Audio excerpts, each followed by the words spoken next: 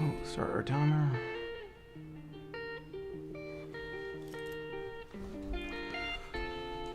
Let's see if we're there. See if we're showing up on the YouTubes now. It looks like I'm there.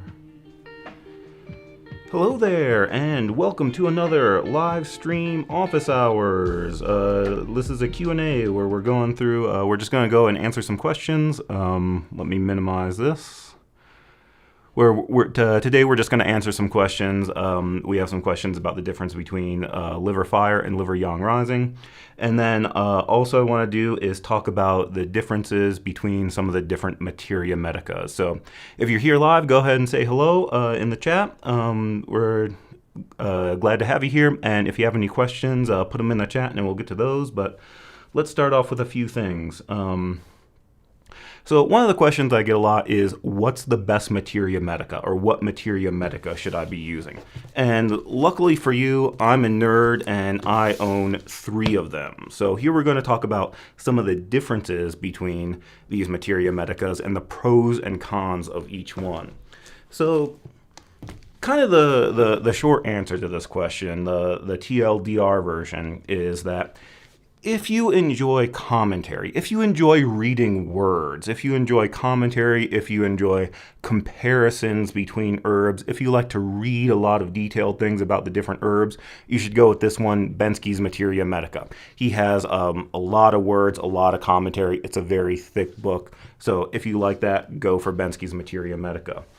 If you're interested more in the pharmacology of herbs, if you want to know about the Western, kind of the herbs from a Western biomedical perspective, or if you're interested in research studies and clinical case studies, then go for Chinese Medical Herbology and Pharmacology by Chen and Chen. I would also say the thing I like about this book is this is one of the best books for review. If you're trying to review for a test, for finals, for year ends or boards, this has some of the best charts at the end of each chapter that really summarize the herb. So I think most people get this because they're interested in pharmacology or they're interested in drug-herb interactions, but I really like this one because of the charts and for the review. And if you're someone who is very interested in language, that you're interested in the terms, the Chinese terms for various pathologies and treatment principles. If you enjoy Nigel Weissman terminology, go with Concise Materia Medica by Eric Brand and Nigel Weissman. I'd also say that this is the best book for learning the theory, the TCM theory behind the herb. So it's very concise in terms of its herb functions, but if you want to understand the underlying theory about, like, what do we mean by wind, cold, dampness, B syndrome, or what are the causes of Lynn syndrome, or what are the different ways we can deal with blood stasis, this is one of the best books for that. So that's kind of the short version. Also, in terms of comparing them, there's definitely a price difference between these. Bensky is, I think, the most expensive. That I think it's like $130 or $140 now. I have this hardcover version, which I think they don't make anymore. I think now Eastland Press only prints their portable version, or the Flexicover version, where it has a flexible cover and is printed on this really thin dictionary-like paper or Bible paper that it's really thin. I don't like it. I would say if you can find a version that's the hardcover version, go ahead and get that. There are a lot of people who are selling this used because nobody likes to keep their textbooks. They just like to sell them as soon as they graduate.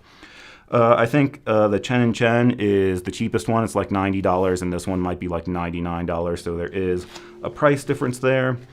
Also, one difference is if you're concerned with photos, if you want pictures of the herbs, these kind of address this differently. So if we look at Bensky's Materia Medica, he has pictures, but they're illustrations of the actual plant. And so that may or may not be helpful if you're studying if you want to know what the herbs look like for Herb ID, if you want to know what they look like when you're in the clinic.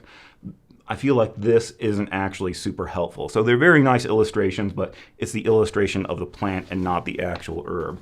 Whereas our other books have photographs of what the actual herb sample will look like when you're in clinic. What this would look like if you were making an herbal formula. So Concise Materia Medica has black and white photos. For Chen and Chen, it's kind of the same thing. They have these black and white photos, but in the beginning, they have a section where they have all the colored pictures. So this has a section in the beginning. It's in alphabetical order of all the color photos of your herb samples, whereas this one will only have the black and white version. So those are some of the main differences here. If we want to go a little bit more in detail, like I said, Bensky is really good if you like to read words, if you like to read commentary. You can even look at these and see that one is much thicker than the other, that there's a lot of words. So if you're really into that, when you go through each herb, he has... talks about the actions and indications. There's commentary about the herbs.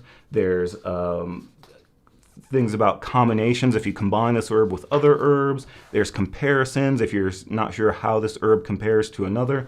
There's a whole lot of commentary in this one. And I feel like for me, that's really good because I've been doing this for a while, so I really enjoy reading all of that commentary. But I feel like if you're just starting out in herbs, that can actually be way too much. That can be overwhelming. It's kind of the same thing with Deadman when it's something like if you've been doing acupuncture for 10 years, and it can be really interesting to read 5 pages of commentary on LI4 and know everything about LI4. If you're in a points 1 class and this is your first time seeing the material, I understand that can be overwhelming. So I feel like this is good, but maybe it's a little bit much if this is your first time studying herbs. But there are some ways that we can use this book that can be good for if you're just starting out. So one thing you should pay attention to is at the beginning of each section, he has a small summary of the section. So here you can get kind of an overview of what that category is like, what the taste, temperature, and entering channels are like. But if you're trying to do review, I think what's really helpful is if you go to the end of each chapter, sorry, I didn't have this marked out beforehand. If you go to the very end of each chapter, so if we go to herbs that drain dampness, oh, we got a lot of herbs that drain dampness. If you go to the very end, he has a section called Summary of Comparative Functions. And so this is something where he just very quickly gives some one-liners about each herb. So it's something that if you're trying to just review or study more quickly, you have a test coming up, it can be a lot easier to just flip to this section, Summary of Comparative Functions. I've run into a lot of people that they didn't know that this section existed. They're in herbs 3 and they've been struggling with herbs the whole time and they never knew that this was there. The other thing is if you flip to the very back, I think it's page 1069, I want to say. But when you flip to the back, he actually has what could be, they're kind of like flashcards. Basically, you can make this into flashcards where he has each herb, he has the actions on one side and the indications on the other side. So it's a nice summary table of all the actions and indications. So this can be a thing where if you don't want to read all of that text that he has, if you don't want to read all of those comparisons, you just want the quick version, you can go to page 1079, and he has some nice tables that you can make into flashcards. And so I don't think this is quite as good as some of the other books, but it's something you can use that if your school requires Bensky's Materia Medica, then you could turn to that part. So that's Bensky's Materia. We'll say more about that later. The other one we have is Chinese Medical Herbology and Pharmacology by John Chen and Tina Chen. So this one is really good that if you're interested in things like studies, case studies, that it does have the functions and indications just like Bensky does. They're pretty much the same as Bensky's. But then at the end, they have, after each herb, they have some of the pharmaceutical effects, toxicology, and some of the case studies about each of these herbs. So when we get to the end, it has all the normal actions and indications, but then we can get into things like the chemical composition, pharmacological effects. You can think about this in terms of biomedicine, about is it anti-ulcer, is it analgesic, does it have cardiovascular effects? So if you're interested in that, especially if you're worried about drug-herb interaction. And then we have clinical studies and research. So these are research things that were done in China and that they translated or summarized. Now, admittedly, some of these are very small research studies that they don't really have. We probably wouldn't take them as seriously in the West because they're like very small cohorts. They're like 26 people, so it's not that gold standard, large cohort, double-blind type of studies. But at least it's something that they have done some studies on this, so that's an interesting thing. But what I really like about this book is at the end of each chapter, they have some really nice charts and tables. So here for our herbs that warm the interior, they just have a table where they have all the herbs. They list out what's in common, what do all these herbs have different, and then their differences. It gives you the taste, temperature, entering channel, kind of the overall properties of the category, and then it just gives you some nice one-liners about each herb. So I would say that if you're wanting to review for finals, year-ends, or boards, I think that Chinese Medical Herbology and Pharmacology is a good book to have just for those tables and charts at the end. Concise Materia Medica by Wiseman and Brand. This one I got specifically because I wanted the Wiseman terminology. First of all, I got it because it's concise, that I thought that was better than Bensky's Materia Medica, which I think is too verbose for beginning students. So I wanted to see what the concise part of this looked like, and so that's very good. But what's really good about this is just the definitions of all the terms that he uses. So this is really good that at the beginning of each chapter, so for example, for herbs that treat food stagnation, if you want to know what we actually mean by food stagnation, he has very good explanations of food stagnation. He has very good definitions of what do we mean by each of the pathologies like food stagnation, GON accumulation, the properties, and then different definitions of the actions of each herb. So this is really good for learning the underlying theory of Chinese herbs. So like if we're talking about herbs that stop bleeding, you just have to be comfortable with Wiseman terminology, where instead of saying herbs that stop bleeding, he says blood staunching medicinals. But here we can talk very clearly about what do we mean by stopping bleeding. We define our different terms for pathology about what is bloody strangury, what do we mean by bloody dysentery, what is flooding and spot, what's a flat abscess. And so this was kind of the problem I was having with Bensky, is sometimes he would use these terms and you couldn't always figure out what he meant by that. So like you would say, this herb is good for damp leg qi, and you're like, what is damp leg qi? Or this herb treats yin type flat abscesses, and you're like, what is a flat abscess? So you can go to this one.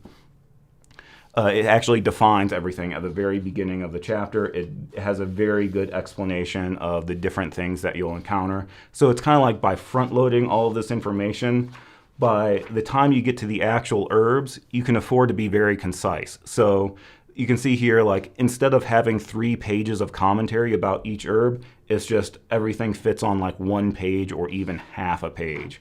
So I think this is actually a little bit better if you're just starting out and you just want something very concise, that you don't want all that commentary and all those details.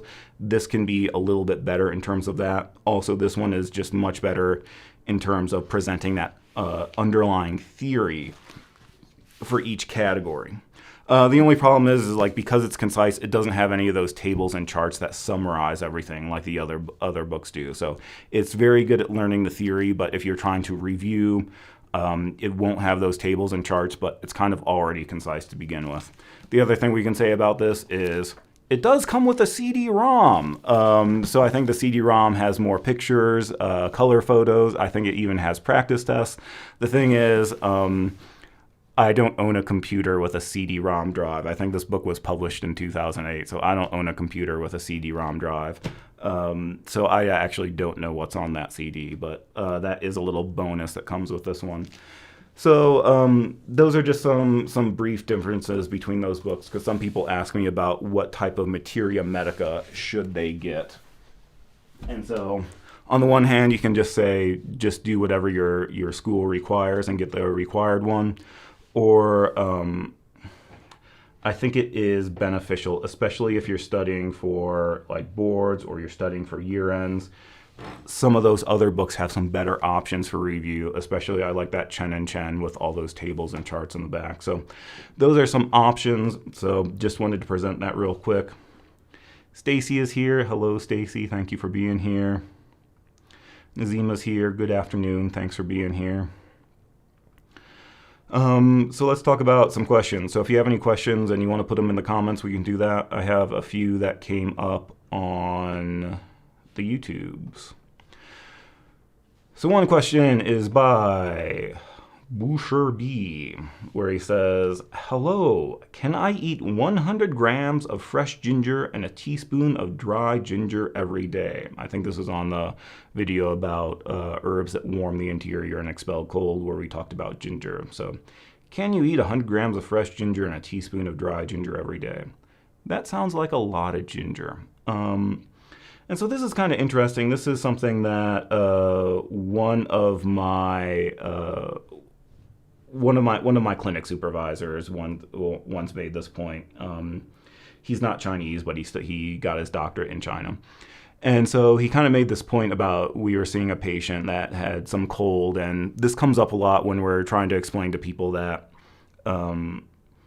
we don't want to eat cold food. Cold food can disrupt digestion. The spleen likes to be warm, so we should be eating warm food. And he would make this point that sometimes patients hear this and they get really excited and they go way overboard. So we tell them that ginger is warm, so they start thinking like, oh, I'm going to drink ginger tea. I'm going to make stir fry and I'm going to add a bunch of ginger into it. I'm going to do these ginger candies and drink this ginger gum and all these things. And it's kind of like that's way too much. That when we want to approach this, we want to have kind of more of a slow and steady approach to warming the interior. And so one analogy I would use is when I was little, I remember I wanted some fish sticks. And apparently this type of package, you had to defrost you had to thaw them first. And I was very impatient and I didn't want to thaw my fish sticks. I just wanted to eat them. So my idea is that if I just turn up the temperature, instead of baking them for 10 minutes on 350, I just turned up the temperature to 425. That would be just as good, and I wouldn't have to thaw them, and I would get my fish sticks quicker. And so in my childlike mind, that totally made sense. But in reality, what happened is I put my fish sticks in there and they ended up burnt on the outside, but still frozen on the inside. And so I think that's what can happen with these situations when we're trying to warm the interior or we're trying to tonify yang. If you go overboard, what's really going to happen is you're going to end up like fish sticks that are burnt on the outside and still frozen on the inside. So that sounds like a lot of ginger, and when people go overboard like that, it's kind of like you could end up with spleen cold and stomach heat. You're burnt on the outside and still frozen on the inside. This also comes up when people, they want to tonify yang. They say, oh, I have this yang deficiency. Well, maybe if I take a whole lot of yang tonics, I can very quickly tonify my yang. And the reality is it doesn't work that way. You're just going to end up with heat signs, or you could end up with heat above and cold below because you took all these warm herbs. So it's better to take this slower approach, a more patient approach of slowly adding things in, and instead of just like trying to add a whole bunch of heat at once, that can actually cause more problems. Adam is here from Poland. Hi, Adam. Thanks for being here from Poland. Ginger is warm or cold in nature when taken in juice form diluted with water. As far as I know, ginger is always warm, regardless of the form that you take it in. When we have dried ginger, we could say it's hot in nature, but as far as I know, that regardless of the type of ginger, So, because sometimes we make this differentiation where actually fresh ginger, shengjiang, is harvested earlier in the year when the roots are a little bit softer and more tender, whereas ganjiang, the dried ginger, is harvested later in the year in winter where the roots are more tough and fibrous. So there is a little bit of difference there. And so fresh ginger is warm in temperature, but dry ginger is hot in temperature, and I think that might have to do with that way that it's cultivated. But as far as I know, ginger is warm regardless of how you take it. And so unless it's counteracted by something else. So like if you did green tea with ginger, and then it's like the green tea is a little bit more cooling and the ginger is a little bit more warming, and they might kind of balance everything out. But as far as I know, juicing it doesn't necessarily have an effect on its temperature. I could be wrong though. I don't really juice ginger. The book is interesting, might be worth getting on external CD-ROM drive and maybe digitize some of the content. So that one book does have a CD-ROM. I kind of feel like digital content would be nice, but I also know that making a Materia Medica takes a lot of work, so I think that people would rather sell a Materia Medica because it's like it represents their life's work sort of thing. Because putting that stuff together is not easy.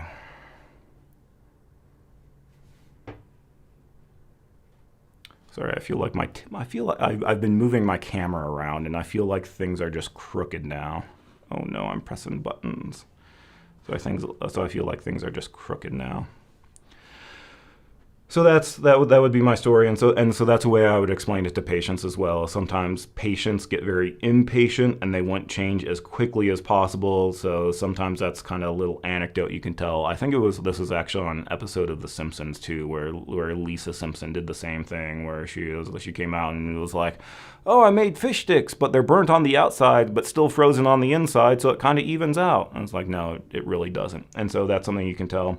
It works especially well when you're talk about warming the interior, warming the middle jiao, or tonifying yang, but this is kind of true for all types of things, that sometimes we can't get quick results. We need to do something very more slowly and consistently. So it's better to cook your fish sticks at a slower temperature for a longer period of time rather than just trying to blast them and end up burnt on the outside and frozen on the inside.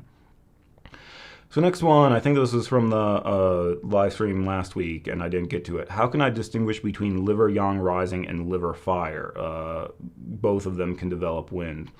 And so this is another question that comes up a lot about the difference between liver yang rising and liver fire. And I feel like the answer is not that much, but kind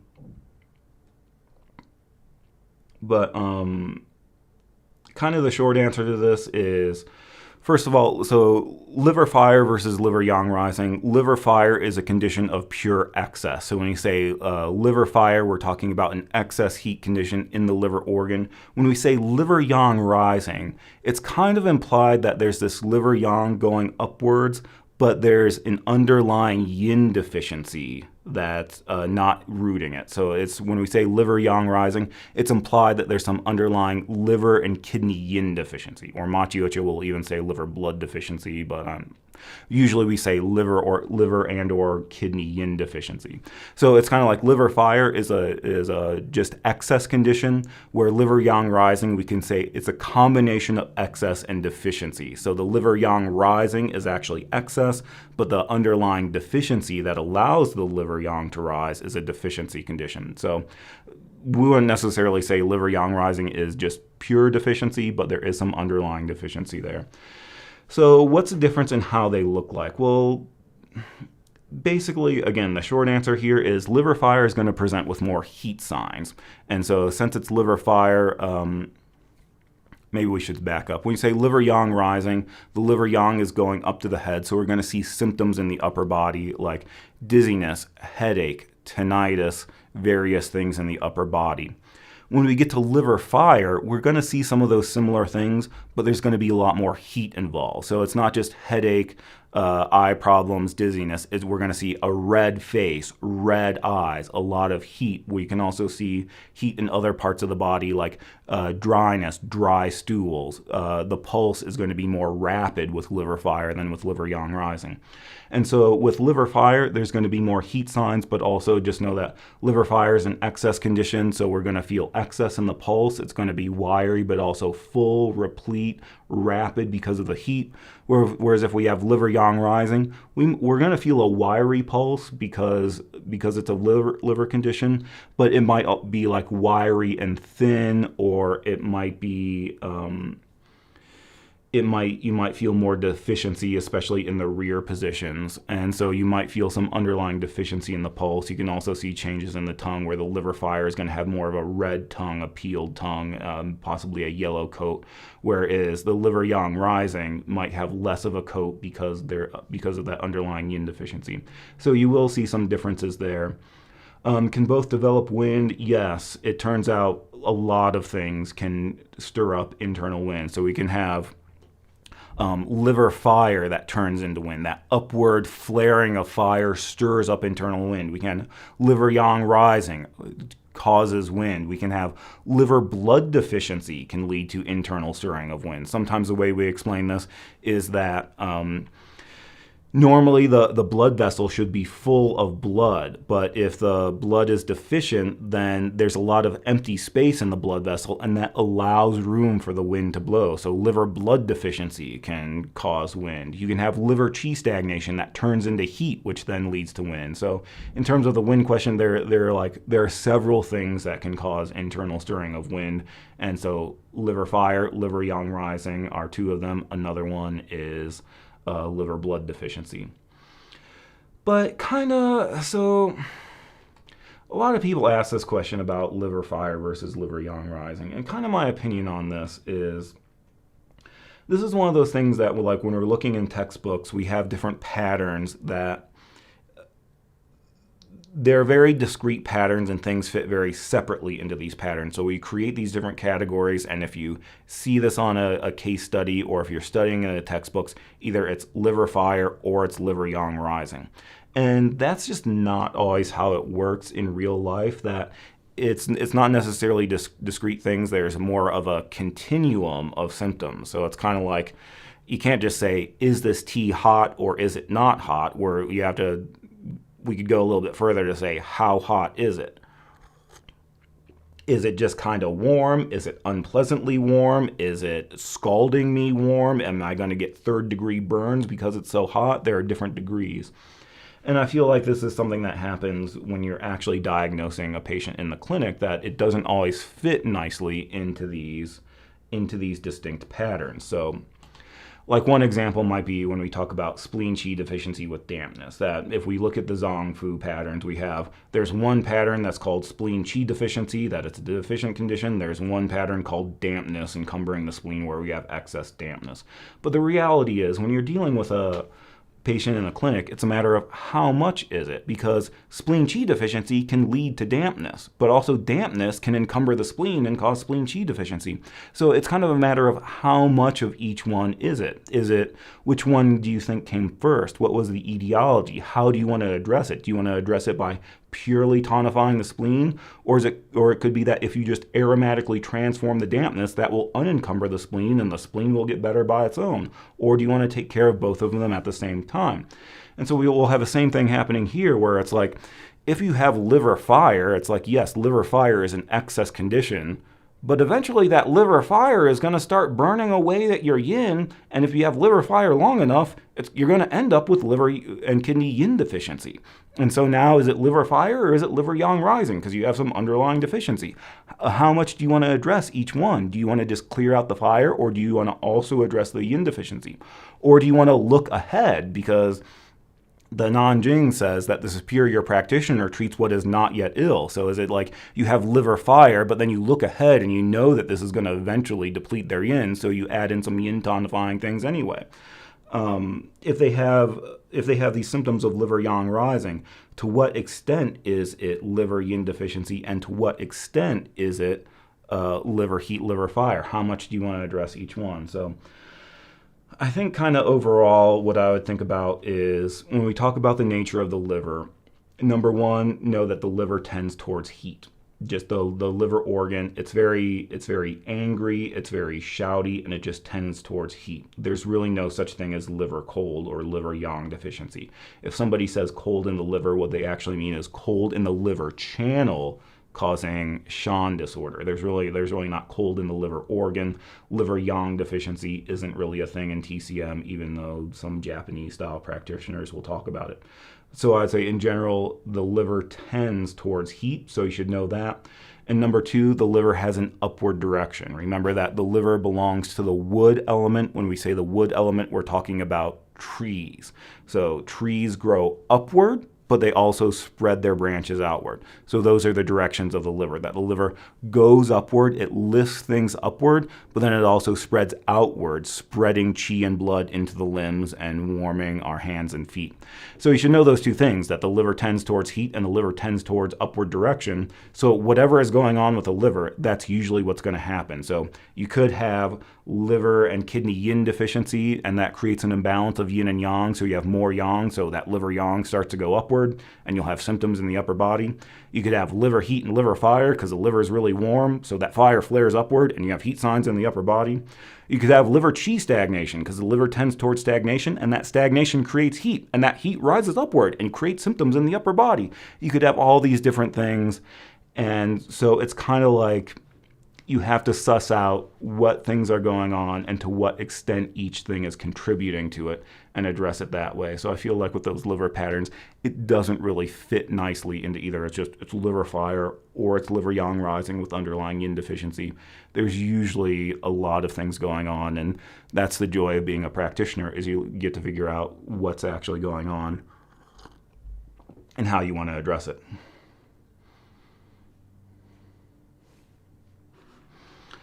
Adam says, I often see that many articles on TCM diet, at least in Poland, recommend avoiding frozen foods. What's your opinion? This is actually kind of interesting. I think in the West we say the same thing, that we say avoid cold foods, avoid frozen, things like that. I think basically the idea here is that the spleen favors warmth, and so a lot of times for digestive issues we want to avoid cold foods. So that could include even fresh vegetables. Like in China, pretty much everything is cooked. Most of their foods are cooked. I think you may occasionally eat some oranges at the end of dinner, but they don't really eat a lot of salads and smoothies traditionally in China. So generally they prefer cooked foods just because the spleen favors warmth. And so that we kind of say the same thing here. Really, when we talk about diet things and we talk about things like that, to me, it depends more on the context of your entire diet and how well balanced it is and how well you tolerate it. And so there are certain things, like some people say you should never drink dairy. Personally, I eat and drink a lot of dairy and I don't have problems. I think maybe just constitutionally I'm able to have a lot of dairy and it doesn't give me indigestion, it doesn't give me loose stools, whereas maybe an Asian person has more problems with dairy.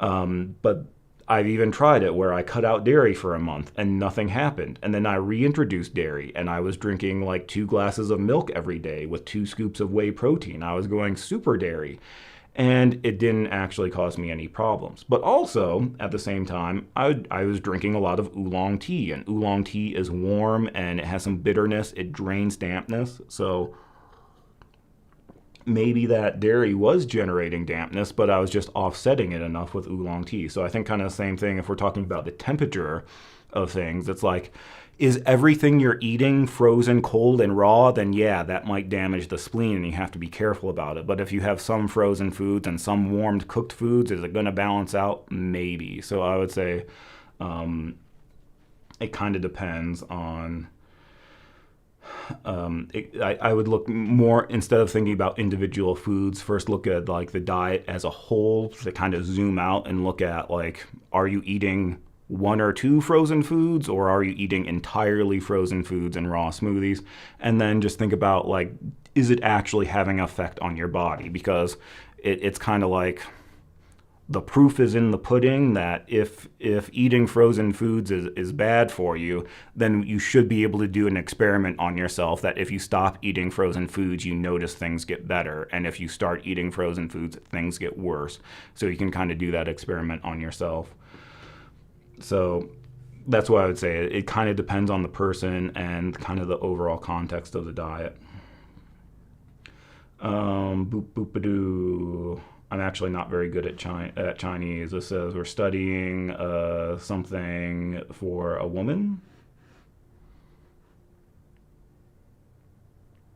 I understand what some of those characters mean, but not all of them. So sorry, my Chinese isn't actually that great. I just most of the things I can say in Chinese are food, like la zi ji ding, hui guo rou, gan bian si ji do. That's kind of the extent. Acupuncture for emotional trauma, your thoughts on it? Do you know somebody who does it? There are books on the subject like Hallman, Treating Emotional Trauma with Chinese Medicine. Yeah, I know there's somebody was recommending another book that was really good too, but I can't remember the name. There are also other books about treating the Shen. So yeah, I do know some people who specialize in emotional disorders. If we're talking about like specific trauma, like traumatic events, I feel like maybe that's different than just like somebody has generalized anxiety or depression. I feel like that's mostly what I've dealt with is just kind of more chronic things rather than something that's attached to a specific traumatic event. But I do know some people who do that. I think it's probably good, but I don't know too much specifically about it.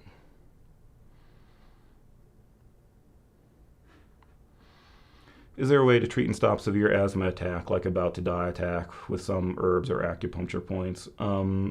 Possibly. I think that if you're about to die, it's okay to use pharmaceuticals. Some people are very anti-pharmaceutical.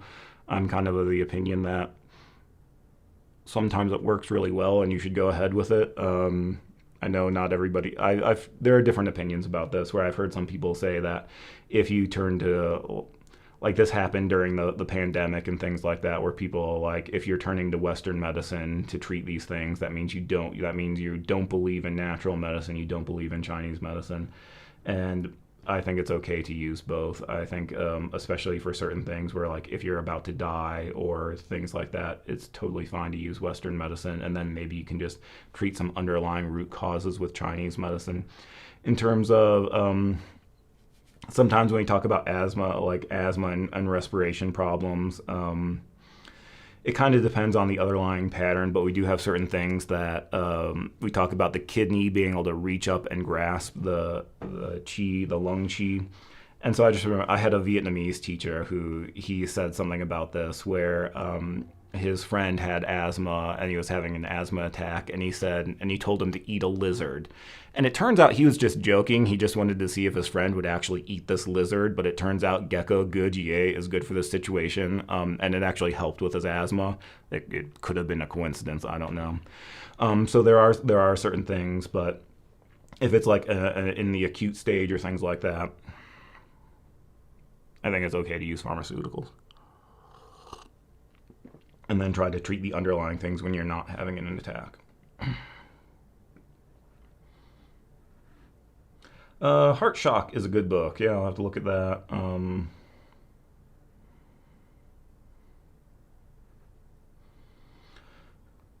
What are your thoughts on running Piglet, PTSD and panic attack?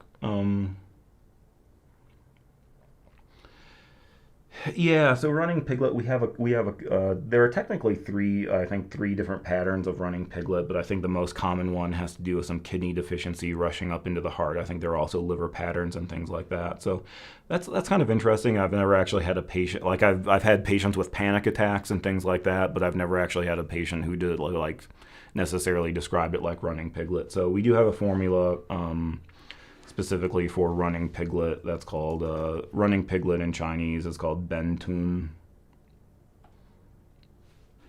Is this working? Yeah, not that one, the other one. Is it Ben Tun Tong or Ben Tun Wan?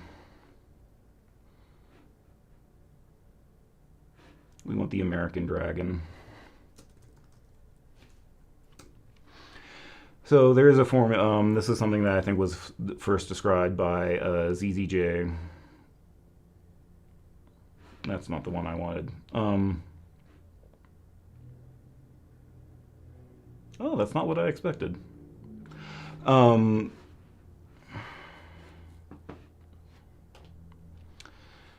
yeah, I mean, I don't really want to like comment on specific situations.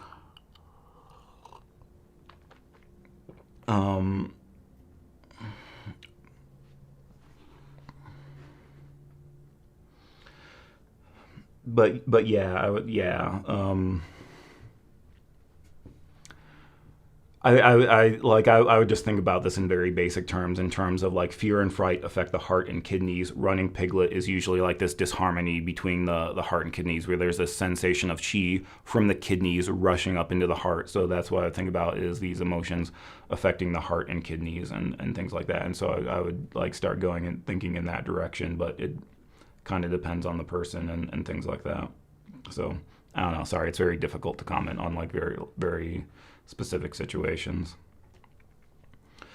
So another one, this came up on the Patreon. Is it possible that some people will be born without or missing parts of a channel, like if people were born without limbs? This is another one, like that's an interesting question. I don't really know, because a lot of times this comes up when we talk about people that if they've had gallbladder surgery to have their gallbladder removed, people will talk about like, well, do they still have a gallbladder? Do they still have gallbladder function?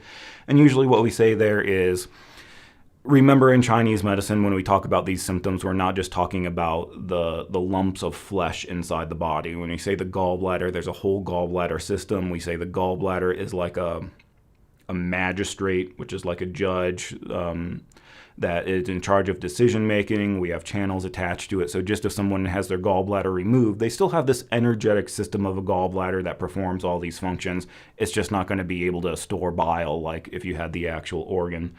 So I think the same thing happens when you talk about like amputees, or if someone loses a limb, are those channels still there? A lot of people will say yes. I've talked to like Qigong practitioners and Reiki practitioners where even if someone is missing a limb, they can still feel those channels extending out to where the limb once was.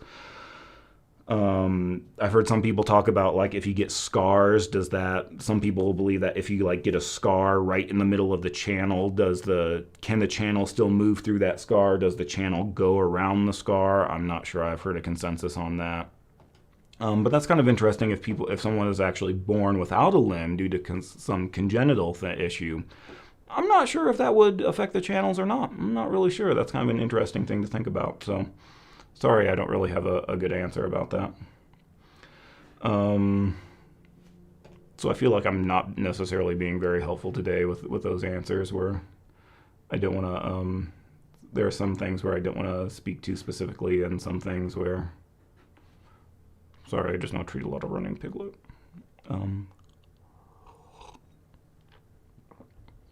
So that's kind of all I got for today, unless somebody has some additional questions. Those are kind of the only things I had. I know I kind of changed the time on this and then didn't really announce it, so I know there's not a lot of people here live and not a lot of people asking questions, so that's kind of all I got for today.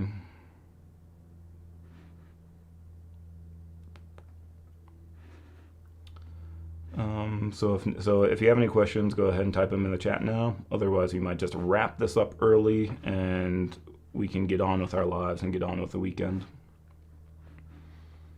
I think that's all I had here. Yeah, that was the only stuff I had here. That's the only stuff I had pre-prepared. So a few announcements. We're doing herbs coming up this week. Next week we're doing we're into the category herbs that tonify. So next Friday we're going to be doing herbs that tonify blood. So we're going through each of the chapters on that. So if you're in Herbs 3, you can kind of look at what we got going on there. So if you go to the website tcmstudy.net, go to Herbology 3. We're going to start filling out this section of the herbs.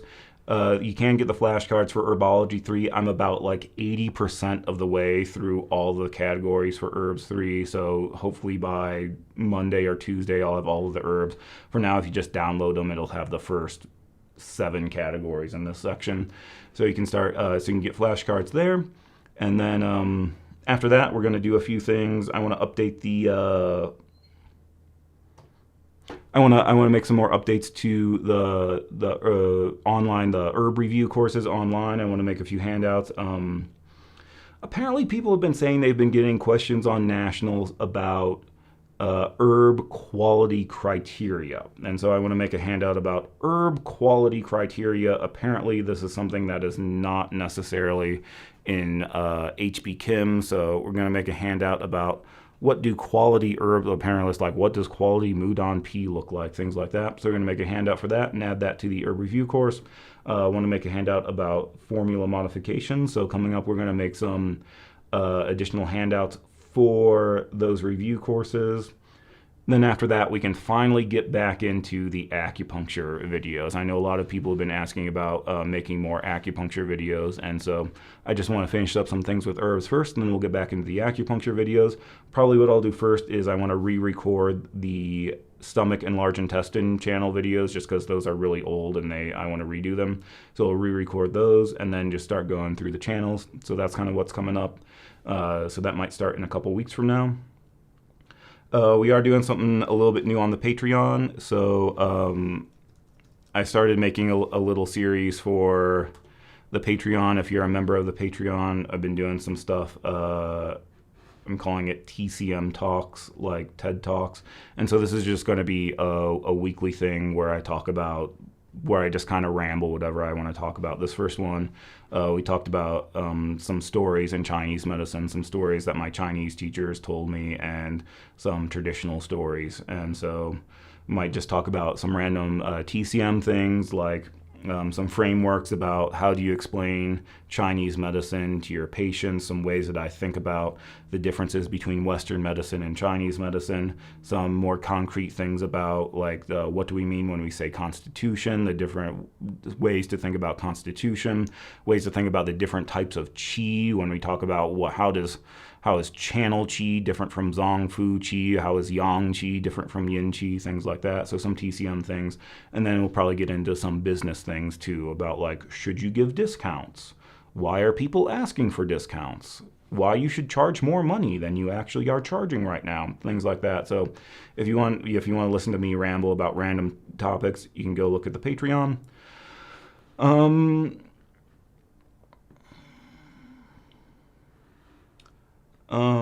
So it looks like there's not really other questions there. So we might just end this short and say that's good for now.